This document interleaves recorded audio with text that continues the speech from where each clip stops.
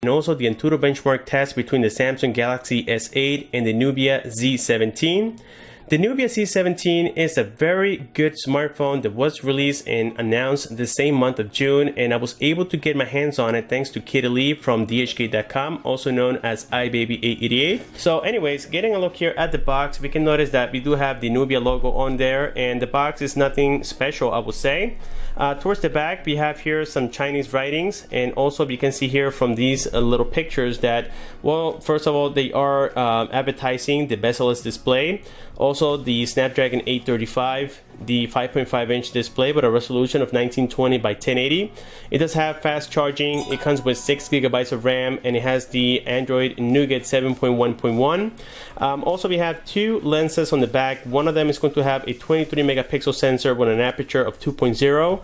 The other one is going to be a 12 megapixel sensor with an aperture of 1.8.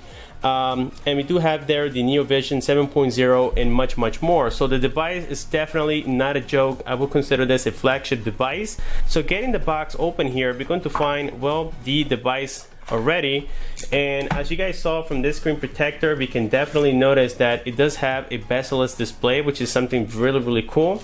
And then on the back here, we can see those cameras that I was mentioning before. We got a fingerprint scanner, and the rest I'm going to show it to you guys in just a moment here. For right now, let's set it aside. Inside of the box, we find some manuals. They are all in Chinese, except for that word right there. And then inside here, we have a sticker. This is also like a little quality check sticker, I think. Then we got here the USB cable. This is the USB Type-C. Then we find the adapter that converts the USB Type-C into a 3.5mm headphone jack, as we don't have it on this particular phone. By the way, it has a thickness of about 7.6 millimeters, so it is a very thin device. We do have here the power brick. It does support fast charging, so it is quite big and heavy. And then inside here, we have nothing else. So let me set this aside so that we can talk more about the phone. So first things first, let's remove here the protectors on the front. I believe the back one comes along with it, and that felt very good. Oh yes, that sounds so great. It's so satisfying to listen to that thing peeling off. Wow.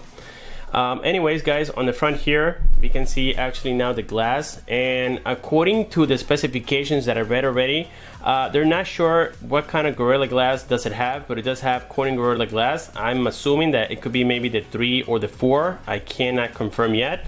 On the front here we do have a 16 megapixel sensor camera. Towards the bottom here we have the home key. You're also going to see a task killer and also a back key, so that's kind of neat.